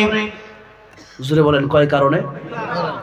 1 নম্বর কারণ হলো তারা স্বামীর অবাধ্য হয় বেশি, তারা স্বামীর খেদমত করতে চায় না। আর ফাতেমা রাদিয়াল্লাহু আনহা ঘরে খাবার নাই, হযরতে আলী রাদিয়াল্লাহু আনহু তিনি ঘরে গেছেন, তিনারও ইনকাম নাই। হযরতে ফাতেমা রাদিয়াল্লাহু আনহা ডাক দিয়া বললেন প্রাণের স্বামী আমার একটা চাদর আছে, আমার একটা ওড়না আছে, ওই ওড়নাটা আমি আপনারে দিলাম, ওই চাদরখানা আমি আপনারে দিলাম, চাদরখানা বাজারে বিক্রি করে ঘরের জন্য খাবারের ব্যবস্থা করে। এরপরে আলী রাদিয়াল্লাহু আনহু এই চাদর বিক্রি করে এরপরে খাবার জোগাইছেন। এরপরে অনেক লম্বা ঘটনা, সেদিকে তো আর যাওয়া যাবে না। এরপরে আলী রাদিয়াল্লাহু আনহুকে আল্লাহ পাক সাহায্য করেছেন, ঘরে খাবার এসেছে। কিন্তু ফাতেমা কোনোদিন বলে নাই যে আপনার ঘরে আমি থাকতে চাই না, ভালো লাগে না। তা আমাদের এক স্ত্রী আছে বলে যে তোমার ঘরে আইসা মনে হয় সবচেয়ে বিপদে পড়ছিলাম, বলে কি বলে না অনেকেই, এই কথা অনেকে বলে না, এই কথা বলা যাবে না। এক মহিলা সে তার স্বামীর কাছে ভালো লাগে না। কেন ভালো লাগে না? এমনিই ভালো লাগে না, সে আরেকজনের কাছে চলে গেছে। আগে স্বামী কমপক্ষে 3 বার খাবার দিত, এখনকার স্বামী তার 2 বেলা খাবার দেয়। এখন এটা ভালো লাগে না, আরেকজনের কাছে গেছে, এখন সে 1 বেলা দেয়। আরেকজনের কাছে গেছে সে তো খাবারই দেয় না, এরপর আরেকজনের কাছে সে খাবারও দেয় না, উল্টা মায়ের দেয়। এখন যত সামনে গেছে তত বিপদ আর বিপদ, ঠিক কিনা বলেন? আল্লাহ যা তকদিরে রেখেছেন সেটা আপনি পেয়ে বলেন আলহামদুলিল্লাহ। যত কষ্টই থাকেন আপনি বলেন আলহামদুলিল্লাহ, কষ্ট দূর হয়ে যাবে। কষ্ট কি হয়ে যাবে? দূর হয়ে যাবে। আমার ভাইরা, আমার মুরব্বি ওয়াজিরা, শুধু তাই না, আল্লাহর নবী বিশ্ব নবী রাহমাতুল লিল আলামিন যিনি, ওনারও এমন হয়েছে মাঝে মধ্যে খাবারের অভাবে, মাঝে মধ্যে পেটের যন্ত্রণায় তিনি পাথর বেঁধেছেন। যুদ্ধের ময়দানে সাহাবায়ে কেরাম যুদ্ধ করে এক একটা পাথর পেটের ভিতরে বাঁধছে। আল্লাহর নবী বিশ্ব নবী রাহমাতুল লিল আলামিনকে বললেন ইয়া রাসূলুল্লাহ, ইয়া হাবিবাল্লাহ, ওগো নবীজি আমাদের পেটে আমরা পাথর বেঁধেছি। আল্লাহর নবী বিশ্ব নবী ডাক দিয়ে বললেন বলেন সাহাবীরা রে, তোমরা তোমাদের পেটে একটা পাথর বেঁধেছো, আর আমি নবী হইয়া, আমি রাহমাতুল লিল আলামিন হইয়া আমার পেটের ভিতরে দুইটা পাথর বাঁধছি। আল্লাহু আকবার। আরো জোরে বলেন আল্লাহু আকবার। আরে ভাই, জবানটা তো আল্লাহ দিয়েছে, সে আল্লাহর জবান দি আল্লাহর নাম উচ্চারণ করতে কি লজ্জা হয় নাকি? জোরে বলেন আল্লাহু আকবার। আমার নবীজি পেটের ভিতরে পাথর বাঁধছে, কিন্তু আল্লাহর বিশ্ব নবী রাহমাতুল লিল আলামিন ধৈর্য ধারণ করছে। আমার নবীজি এর পরেও বলে নাই যে আল্লাহ কেন তুমি আমার দিলা না, আমি তো রাহমাতুল লিল আলামিন। একদিকে দুনিয়া আর একদিকে আল্লাহ রাখছে আমার নবীর জন্য জান্নাতুল ফেরদাউস। আমার নবীজি চাইলে আল্লাহ তাআলা দুনিয়া থেকে স্বর্ণ বানায় দিতেন, কিন্তু আমার আল্লাহ রাব্বুল আলামিনের কাছে আমার নবীজি স্বর্ণ চাই নাই, অলংকার চাই নাই, এই দুনিয়ার সাধারণ নাজ নিয়ামত চাই নাই, জান্নাত চেয়েছেন। আল্লাহর নবী বলেন আর দুনিয়া মাজরাতুল আখিরা, এই দুনিয়া তোমাদের কর্মক্ষেত্রে, দুনিয়াতে যা করবা কাল কিয়ামতের ময়দানে তা পাবা। এই জন্য আমার ভাইরা, আমার মুরব্বি বাবাজিরা, এক হাদিস শরীফের ভিতরে নবীজি বলেছেন তামুতুনা কামা তাহিয়াউনা ওয়া তাহিয়াউনা কামা তুহশারুন।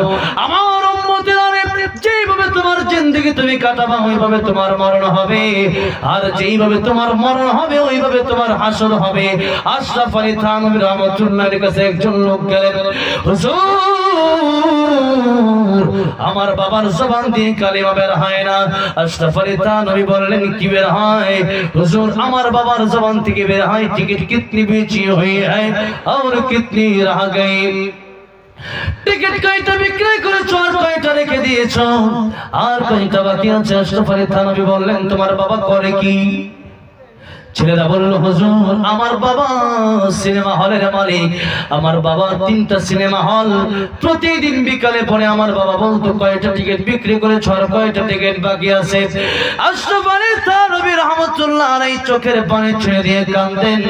নবীজি বলেছেন জীবন যেভাবে কাটাবে মরণ তোমার ওইভাবে হবে। জীবন কাটিয়েছো, তোমার বাবা জীবন কাটিয়েছে কথা বলে বলে টিকিট কয়টা বিক্রি করেছো, মরণের সময় কালিমা নসিব হবে কেমনে? এখন সিনেমা হল করা বন্ধ করে মাদ্রাসা বানায় দাও। মাদ্রাসা বানায় দিয়েছে, তওবা কোন হলো, এরপরে ওই ব্যক্তির মুখ দিয়ে উচ্চারণ হলো লা ইলাহা ইল্লাল্লাহ, লা ইলাহা ইল্লাল্লাহ, লা ইলাহা ইল্লাল্লাহ, জবান ছেড়ে লা ইলাহা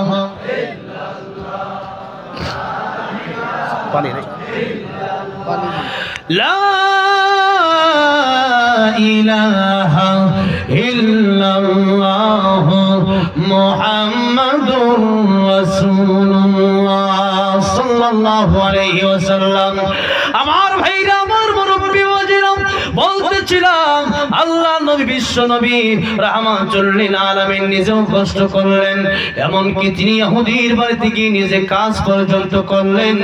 ইহুদির বাড়িতে গিয়ে তিনি কাজ করে পর্যন্ত রুজি ইনকাম করলেন, এরপরেও তিনি হারাম ইনকাম করেন নাই, ধৈর্য ধারণ করেছেন। আমার ভাইরা, আমার মুরব্বি ওয়াজিরা, তাহলে যেই কথা বলতেছিলাম হযরত আলী রাদিয়াল্লাহু আনহু, তিনি ছিলেন গরিব মানুষ। একদিন, 2 দিন, 3 দিন পর্যন্ত চুলায় আগুন ধরতো না, এরপরও আলীর মন খারাপ হয় না। আপনি দেখে হযরত ফাতেমা বোঝায় স্বামী গো, আপনি মন খারাপ করবেন না, আল্লাহ রাব্বুল আমিন ধৈর্যশীলদের সাথে আছে। একদিন আল্লাহ বিশ্ব নবী রাহমাতুল লিল আলামিন ফাতেমার দরওয়াজায় গিয়ে ডাক দিলেন, ফাতেমার দরওয়াজা খোলো, আমি তোমার বাবা তোমার দরওয়াজার সামনে এসে দাঁড়ালাম, আমার সাথে তুমি দেখা করো। ফাতেমা ডাক দিয়া বলতেছেন বাবা গো, তোমার সাথে আমি দেখা করি ঠিক আছে, তুমি তো রাহমাতুল লিল আলামিন ঠিক আছে, কিন্তু আজকে এই মুহূর্তে আমি তোমার সাথে দেখা করতে পারবো না। কেন দেখা করতে পারবি না রে মা? ও বাবা, আমি এমন একটা কাপড় পরিধান করে আছি, ওই ওই কাপড়টা যদি আমি তোমার সামনে নিয়ে বের হই, ওই কাপড়টা দেখলে পরে তোমার মন খারাপ হতে পারে। আলী মনে হয় আমার ফাতেমার ভালো একটা জামাও কিনে দিতে পারে না, আমি ফাতেমা এমন কাপড় পরেছি, তোমার সামনে এই কাপড় নিয়ে আমি আসতে পারবো না। ফাতেমার কাপড় নাই, রাহমাতুল লিল আলামিন ফাতেমার কাপড়ে এমন অবস্থা, রাহমাতুল লিল আলামিনের সাথেও তিনি দেখা করে না। অথচ কোন সাধারণ মানুষ যদি পিতা মাতার দিকে একবার তাকায়, আমার নবীজি বলেন আল্লাহ রাব্বুল আলামিন একটা কবুল হজের সব সাথে সাথে তার আমল নামায় দিয়ে দেয়। সাহাবী জিজ্ঞেস করলেন ইয়া রাসূলুল্লাহ, ইয়া হাবিবাল্লাহ, ওগো নবীজি, তাহলে যদি আব্বা আম্মার দিকে 100 বার তাকাই, আল্লাহকে 100 বারের কবুল হজের সওয়াব আমার দেবে নাকি? আমার নবীজি ডাক দিয়ে বললেন সাহাবী রে, 100 বার কেন 1 কোটি বার তুমি তাকাতে পারো, তাকাতে তাকাতে তুমি অস্থির হয়ে যাইতে পারো, আমার আল্লাহ কবুল হজের সওয়াব দিতে তোমারে কোনো অস্থির হবে না। মার বাবার দিকে তাকাইলেই কবুল হজের সওয়াব। আর আপনি হজ করতে পারেন কি পারেন না সেটা তো পরের কথা, করলেও কবুল হয়েছে কি হয়েছে না সেটা আমাদের জানা নাই। তাহলে পিতা মাতার দিকে তাকানো দরকার আছে না নাই? আমরা তো পিতা মাতার দিকে তাকাই না, মোবাইলের দিকে 20 ঘন্টা তাকায় থাকি, 24 ঘন্টার ভিতরে। যেরকম ঠিক না বেঠিক? মোবাইল আসার কারণে এখন অধিকাংশ মানুষ জাহান্নামের দিকে যাচ্ছে, মোবাইলের মাধ্যমে, গান শোনার মাধ্যমে, টিভি সিডি দেখার মাধ্যমে। যেরকম ঠিক না বেঠিক? টিভি সিডি দেখা ঈমান নষ্ট করলে 12 মাস, টিভি সিডি দেখা ঈমান নষ্ট করলে 12 মাস, মোবাইল আসিয়া করলো আর বড় সর্বনাশ, মোবাইল আসিয়া করলো আর বড় সর্বনাশ। কথা বলেন ঠিক না বেঠিক?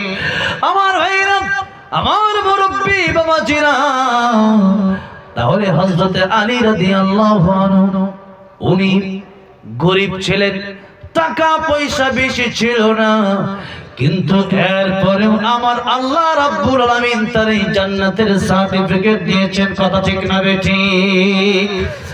আর উপরে দিকে ওসমানে গনি রাদিয়াল্লাহু আনহু, উনি কত ধনী, উনি কত ধনী। একজন কালিমা পড়ে মুসলমান হয়ে গেছে, আল্লাহর নবীকে বললেন ইয়া রাসূলুল্লাহ, ইয়া হাবিবাল্লাহ, ওগো নবীজি, আপনি আমাকে সাহায্য করুন, আমাকে কিছু সাহায্য করেন। আল্লাহর নবী বললেন তুমি চলে যাও ওসমানের দরবারে। এই লোক ওসমানের দরবারে গিয়ে তাকায় দেখে ওসমান গনি তুলা উড়ে যায়, সেই তুলা সে দৌড়ায় ধরে। তিনি চিন্তা করলো নবী যার কাছে আমার পাঠাইছে এই লোক আমারে কি দিবে, এই লোক তো নিজেই তুলা ধরে, কত গরিব হলে পরে তুলা উড়ে যাবে এটা ধরে আবার আনে না, এই লোকের কাছে চাওয়া যাবে না। চলে গেলেন। এরপরে নবীজি বললেন তুমি তার কাছে গিয়ে চাও, আবার যাও। সে আবার আসলো, এবার তাকায় দেখতেছে ওসমান গনি রাদিয়াল্লাহু আনহু তিনি তার তৈল পড়ে গেছে, এক খাদেম তৈল ফেলে দিছে। এই তৈল ফেলে দেওয়ার কারণে তাকে ধমক দিচ্ছে, 1 ফোঁটা তৈল পড়ে গেছে এই জন্য খাদেমের ধমক দিচ্ছে। তিনি বলল 1 ফোঁটা তৈলের জন্য যে খাদেমের ধমক দেয়, এত গরিব মানুষের কাছে নবী পাঠাইছে, তার কাছে কিছু চাওয়া যাবে না। এবার আবার চলে আসলো, নবীজি আবার পাঠালেন তুমি আবার যাও। সে আবার আসলো, এসে দেখে পিঁপড়া খাবার নিয়ে যাচ্ছে। ওসমান গনি সে পিঁপড়ার মুখ থেকে খাবার রেখে দিচ্ছে। আবার চলে আসলো, নবীজি তারা বলল তুমি কি গিয়ে কখনো ওসমান গনির কাছে চাইছো? বলে ইয়া রাসূলুল্লাহ চাই নাই।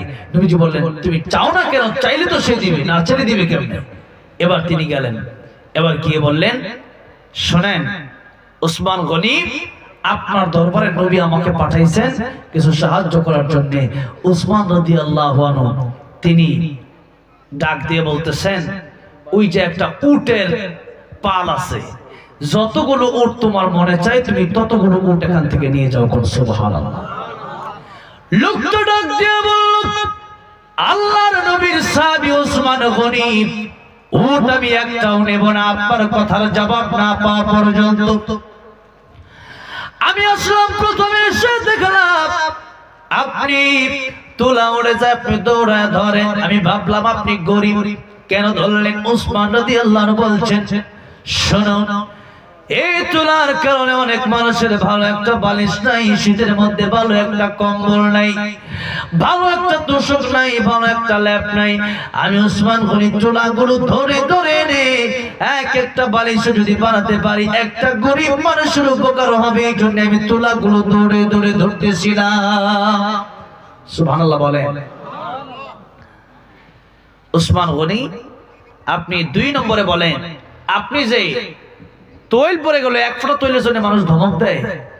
উসমান রাদিয়াল্লাহু আনহু বলেন, শোনো, এই তেলটা এটা আমার ব্যক্তিগত তেল না, এটা জনগণের তেল। এক ফোঁটা তেল পড়ে গেছে, এর হিসাব আমি কিভাবে আল্লাহর কাছে কিয়ামতের ময়দানে দেব?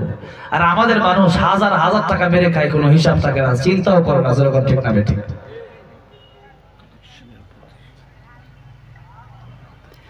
আমার ভাইরা, আমার বন্ধুরা, একটা কথা খুব স্পষ্ট করে মনে রাখবেন, আল্লাহর হক আল্লাহ মাফ করবে। একটু যে বলেছিলাম, কারো কাছে যদি 5 টাকা মেরে খান, আল্লাহ এই হক জীবনে মাফ করবে না যতক্ষণ পর্যন্ত ওই বান্দা না মাফ করবে। ঠিক কিনা বলেন? এই জন্য এটা খুব হিসাবের সাথে করতে হবে। কারো জমি মেরে দিবেন না, আল্লাহ আপনারে ছাড় দেবে না যতক্ষণ পর্যন্ত বান্দা না মাফ করবে। আমার ভাইরা, নবী বাজিরা, 3 নম্বর কারণ হচ্ছে ওই যে পিঁপড়ার মুখ থেকে খাবার রেখে দেয়। উসমান বলল, শোনো, এই পিঁপড়া খাবার খাওয়ার পর আরেকটা পিঁপড়া আসতেছিল, তার খাবার পাবে না, সে তো খাবার খেলো, খাওয়ার পরে আবার নিয়ে যাচ্ছিল, আমি দেখলাম, এই জন্য তার মুখ থেকে খাবার রেখে আরেকটা পিঁপড়ার খাবার ব্যবস্থা আমি করে দেওয়ার জন্য তার মুখ থেকে খাবারটা রেখে দিয়েছি। বলেন সুবহানাল্লাহ। আমার ভাইরা, কি দানশীল ছিলেন নবীজি। মক্কা থেকে মদিনায় হিজরত করে যখন গেলেন, তখন উসমান রাদিয়াল্লাহু আনহু ছিলেন। আমার নবীজি সাহাবায়ে কেরামদের দিকে লক্ষ্য করে বললেন, সাহাবীরা, এই মদিনাতুল মুনাওয়ারায় এসে আমার অনেক ভালো লেগেছে।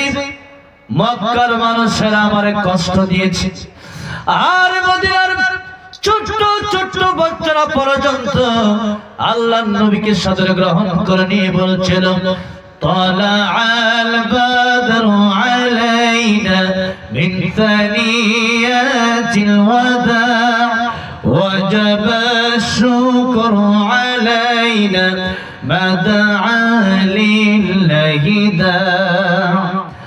আমার নবীকে তার সাদরে গ্রহণ করলাম। আমার নবীজি মদিনাবাসীদেরকে বললেন, মদিনাবাসীরা, আমার মদিনার আবহাওয়া বড় ভালো লাগে, মদিনার চারপাশ আমার কাছে বড় ভালো লাগে। হ্যাঁ মদিনাবাসীরা, মদিনার সাহাবীরা রে, তোমরা আমাকে কে পারবে একটা জিনিসের ব্যবস্থা করে দিতে পারবে? আমি নবীজি এই মদিনাতুল মুনাওয়ারায় এসে পানিটা পান করে আমার কাছে মিষ্টি পানি পাই নাই, আমি লবণাক্ত পানি, অনেক জায়গায় আছে লবণাক্ত পানি, মিষ্টি পানি পাওয়া যায় না। আল্লাহর নবী বললেন, সাহাবীরা রে, এই লবণাক্ত পানি মিষ্টি কুয়া কে আমার জন্য ব্যবস্থা করতে পারবে? যে ব্যক্তি মিষ্টি পানির ব্যবস্থা আমার জন্য করতে পারবে, আমি তার জন্য হাউজে কাউসারের জিম্মাদার হয়ে যাব। কিয়ামতের কঠিন ময়দানে আমি নবীজি তার হাউজে কাউসারের পানি পান করাবো।